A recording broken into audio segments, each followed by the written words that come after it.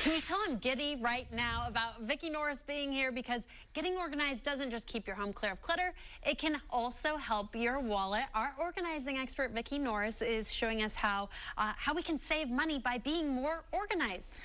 Absolutely, Stephanie. You know, I have been in homes and businesses peeking in on people's lives, and what I know is that there is an incredible connection between disorganization and wastefulness. So today, I want to show you how you can get organized, save money, just by trimming wastefulness. Okay, where do we start?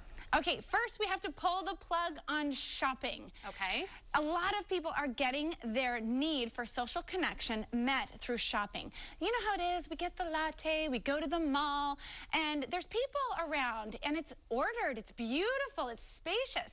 And so the strategy here is we have to turn our attention back home and create that experience in our home of order and beauty, a place that we want to be, a place where we want to have people. And so there's some psychology behind this. People are actually escaping when they shop, but then what do? We go ahead and we bring home more clutter and make the environment worse. Another thing that guilty of that. I think we all have been at times in our lives. And you can also look around the home for things with tags still on them, make some returns and recoup some money that way. Okay, so sell the things you're not using. That's right, and that's the next tip, is to cash in on your clutter. And a great place to start is the storage unit.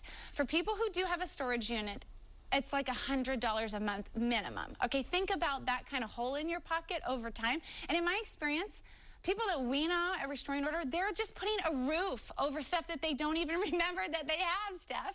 And so getting rid of that storage unit, and then maybe selling some of your clutter that's strewn about the house online. There's lots of marketplaces online to do that now. And then also you can just make a donation. If it's too stressful for you to go through and try to sell things, just itemize it, take a picture of it, and donate it. Get the cash on your tax deduction. I did 3 carloads to Goodwill this weekend. Yeah, we're getting somewhere. You have me so inspired, Vicki. Okay, so the next one is eating. You know, who of us has not thrown away food, the stale kale, right? And we need to optimize our eating. Now, for a family of 4 like mine, it's gonna basically cost about $50 to go out to eat. It costs $32 to eat in. Well, a lot of people are on the go, and they have this huge hole in their pocket, again, because they're spending too much money on eating out. So that's a great place to recoup some money, trim some wastefulness. But also, as far as eating goes, organize a meal plan. Really plan ahead a little bit, even just 1 week at a time. And then that will help you with more nutrition and a more balanced diet for your family. As well, keep more fresh food around than packaged, because you'll go through it faster. Okay, I need to start doing that. My kitchen is still a disaster. What's the next step? Okay, so a little known thought about trimming wastefulness is gift giving. We have very haphazard gift giving. You know how it is, tissue and greeting cards and gift wrappers strewn throughout the house. So our professional organizers like to commandeer a little closet or maybe a corner of the laundry room and create a gift center, a gift giving center. And this brings all of those supplies together, so you're not out and about on the go and trying to grab a gift. And so that's another hidden way that you can actually trim wastefulness in your home.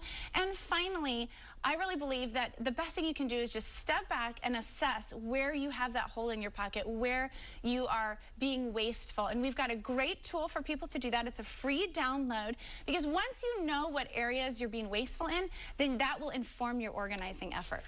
You're just the best, Vicki. Thank you so much for those tips. Thank you.